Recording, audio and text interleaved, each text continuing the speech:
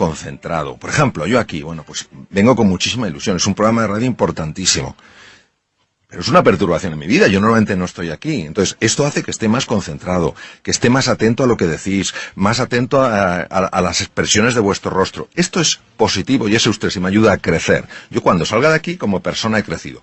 Sin embargo, hay una forma de estrés que se llama distrés, que es el que te anula, que es el que te frustra, que es el que te amarga y el que te hace daño.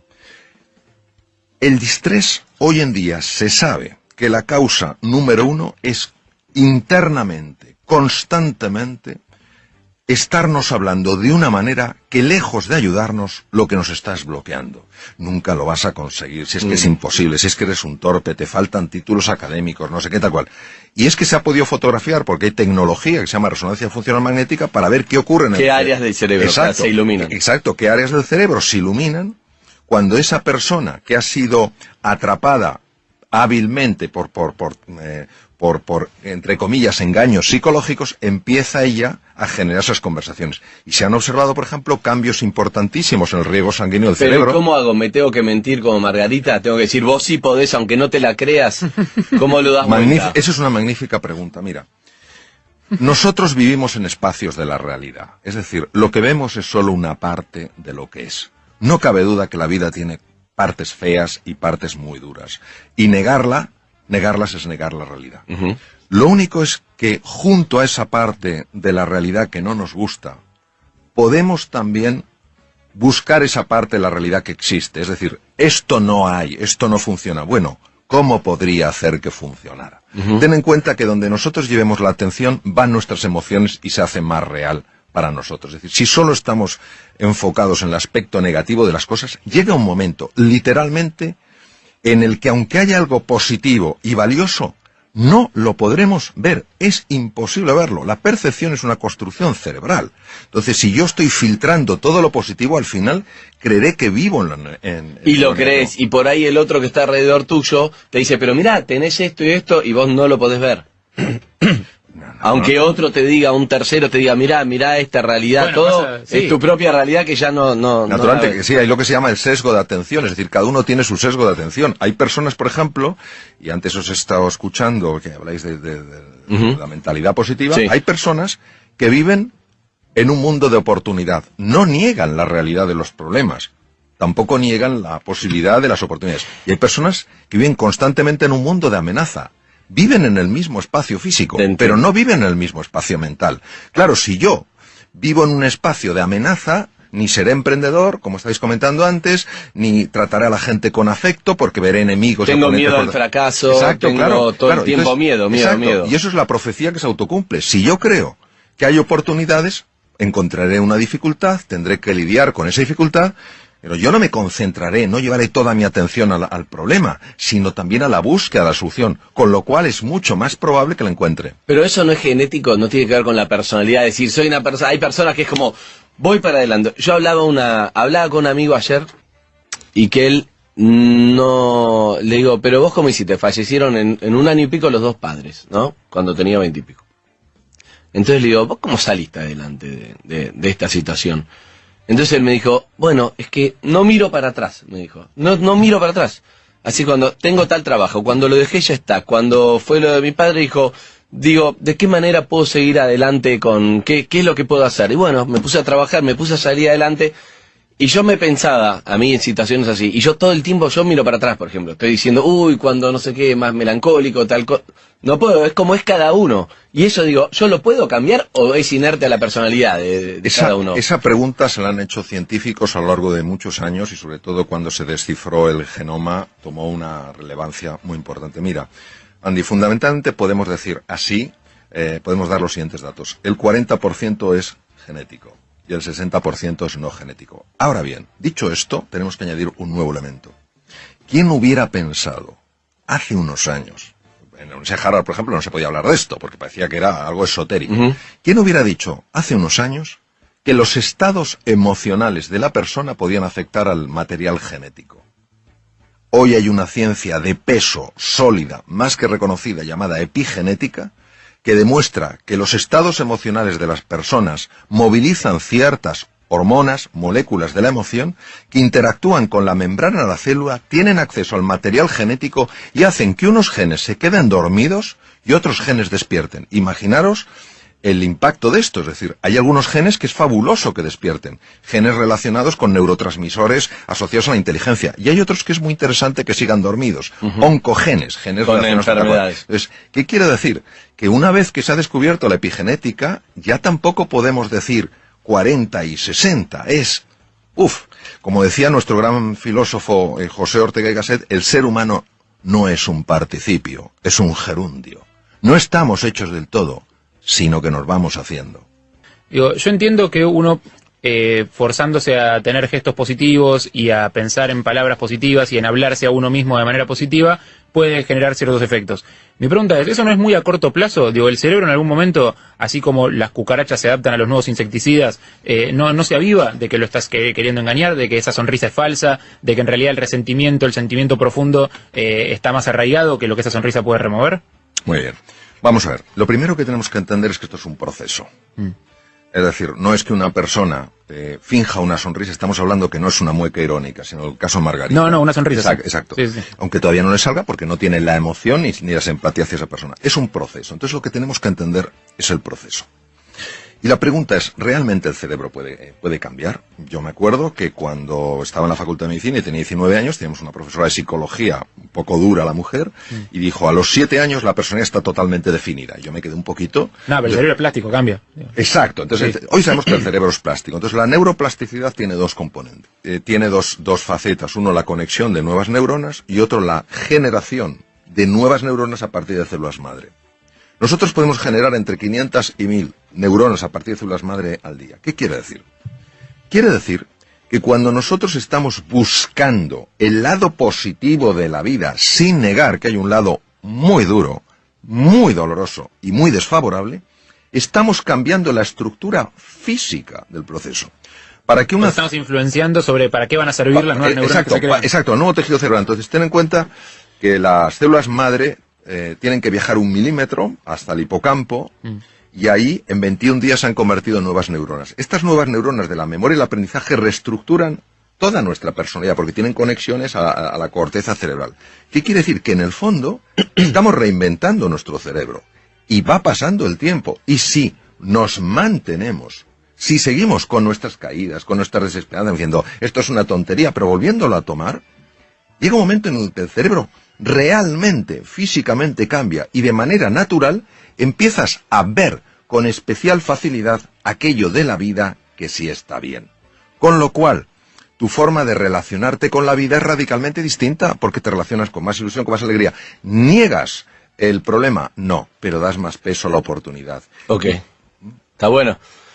Pero tenés que, es un ejercicio difícil, porque parece fácil, pero si vos tenés bronca, cuando yo tengo que ir y reírte, para que no sea irónico, para que sea en serio, tengo que sobreponerse a esa bronca y decirte, hola, ¿qué tal, doctor? Buenos días, ¿qué tal? Y es como, ¿viste? Entonces, sí. El orgullo y el resentimiento puede traerte una enfermedad a vos. Sí. Eso es lo que hay que entender en lo que él está diciendo. Sí. No es hacia la otra persona, no se entera, es a vos que te hace un mal. Entonces, cuando tiene una bronca o tiene algo guardado, no se lo puede sacar de encima, cuando insulta al aire, cuando le pega una trompada a una pared, cuando grita, digamos, cuando eso se lo saca de encima, ¿o no?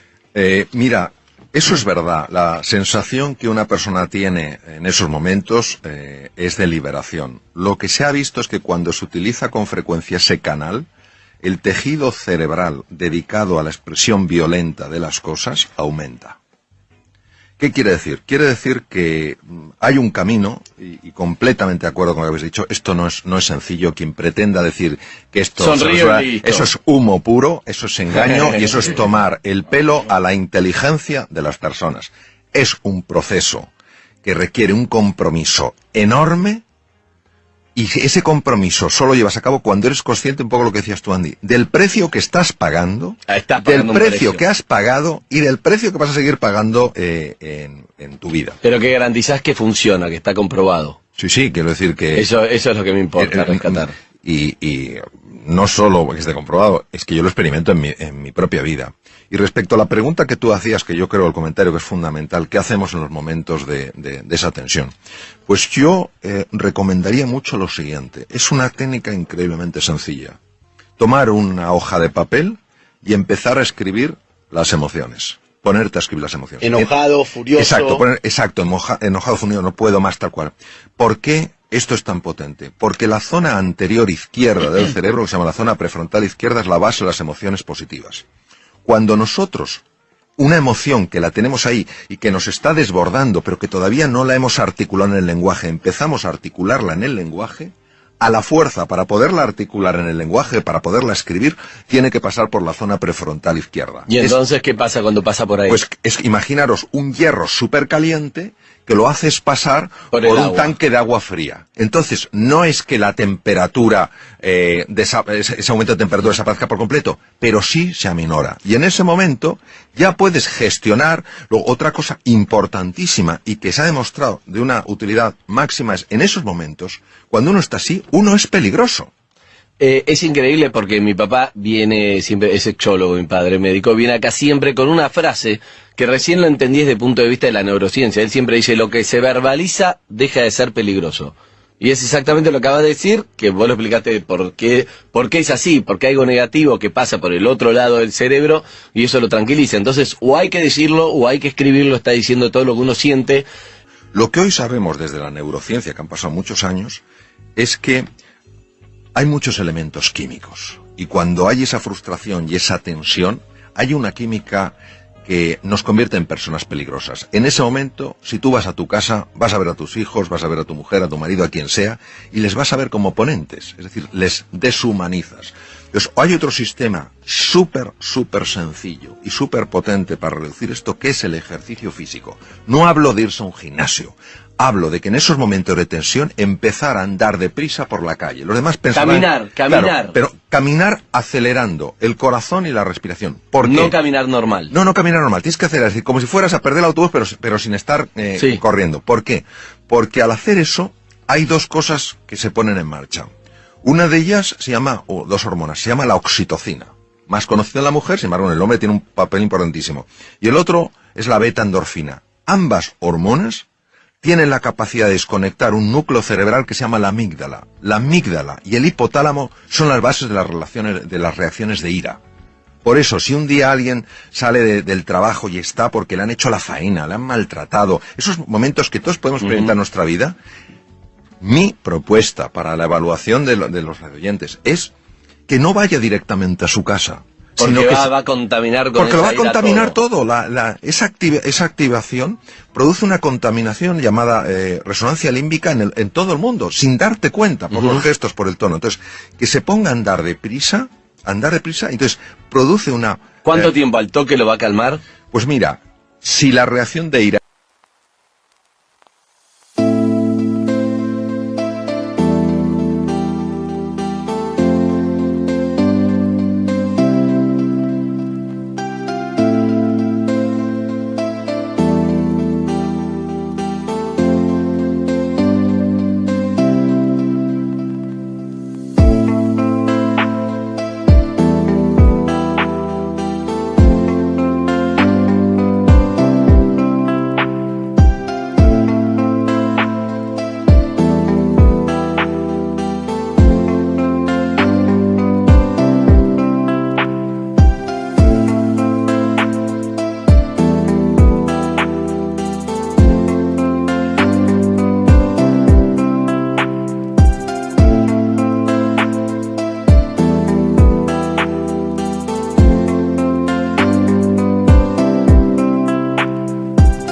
es intensa, necesita 20 minutos. Si es menos intensa, caminando rápido. Entonces, esa aceleración hace que la hormona, la oxitocina, empiece a desconectar la amígdala deja de interactuar con el hipotálamo, que es donde está donde ponía Freud, precisamente el id, la parte más bestia del ser humano, la ponía el hipotálamo, que el hipotálamo tiene el tamaño de un guisante, pero manda lo que no se sabe. Entonces, la amígdala desconecta el hipotálamo porque a su vez ha sido desconectada por la oxitocina. Y te hago una pregunta para entender un poco esa bronca, porque lo mismo que en otro momento, suponete que mi jefe me maltrató. Hay días que no te hace nada y un día que se me activaron los cables y tengo una bronca que es la que vos decís. ¿De qué depende eso? Depende. ¿Qué es lo que se produce ahí? Es una pregunta importantísima. Depende de cómo yo evalúe en ese momento lo que está pasando. Vamos a ver. Hay hechos que son objetivos. Es decir, si a mí se me cae la botella aquí, todo el mundo lo ve y decir, a mí se ha caído la botella. Pero hay hechos que hay un elemento que es subjetivo. Se cae la botella y yo mismo me digo, qué torpe soy. Eso es lo que genera todo el daño. Entonces, muchas veces, cuando somos hipersensibles a comentarios de los demás y nos enfadamos, es porque previamente nuestro diálogo interior nos ha estado poniendo la cabeza como una jaula de grillos. Lo que pasa es que como actúa a nivel inconsciente, nosotros no nos podemos... damos cuenta, exacto, y surge en ese momento. Exacto, no lo podemos oír, sí lo podemos sentir. Y hay que escribir entonces, todo el tiempo. Es importantísimo, es decir, es sencillo. Y aquí, la prueba del algodón, como decimos en España, la prueba de eso, es que se pruebe. Que Ahora, se prueben. Que se pruebe. Y diga, y empiezas... A ver si el doctor es un vendehumo o no. Exacto, que lo exacto. haga. Ahora, hay que hacerlo dándole una oportunidad al ejercicio. Okay. Es decir, hay que hacerlo en serio. No, escribo 3 garabatos, esto no funciona. Okay. No, porque hay que tener en cuenta que la venganza, y voy a decirlo en sentido metafórico, es muy dulce. Okay. Ya es muy atractivo decir, este se va a enterar. Bueno, que sepamos que cuando alguien nos hace una faena en el coche, y tenemos toda razón para enfadarnos, a quien le sube la tensión arterial es a mí. Al que se le altera el sistema inmunológico es a mí. Es decir, es una forma, no digo de egoísmo, sino de sano cuidado de uno mismo. Se trata de conocerse para comprenderse y comprenderse para superarse. Vamos a ver. Hay veces en la vida en las que a nivel personal o profesional, con pequeños cambios vamos tirando. Eso no es reinventarse. Okay. Pero hay veces que a nivel profesional o personal tenemos que hacer cambios radicales, transformaciones profundas. Y en ese momento necesitamos aflorar de nuestro interior talentos, capacidades que no sabemos que tenemos y que son esenciales para dar ese paso. Es en medio de la noche, cruzando el desierto, saliendo plenamente de la zona de confort, de nuestra zona conocida, de nuestro status quo, cuando descubrimos verdaderamente la realidad de quiénes somos. La reinvención no quiere decir que te tengas que cambiar una persona, convertir en una persona distinta. Eres fantástico con quien eres. La reinvención es una invitación para que tu forma de ser y de estar en el mundo pueda traerte de la vida mucho más de eso que a ti te ilusiona. ¿Y cómo conozco qué herramientas tengo que no sé que las tengo? ¿Cómo las conozco? Claro, la reinvención implica que tenemos que encontrar una fuerza lo suficientemente grande para salir de la zona conocida, la zona de confort. De la zona de confort. Hay veces que uno lo puede elegir o hay veces que la vida te lleva a eso. Exacto, exacto. Entonces, de la zona de confort se pueden salir de 2 maneras. Uno, la vida te saca. Ya está, estás fuera.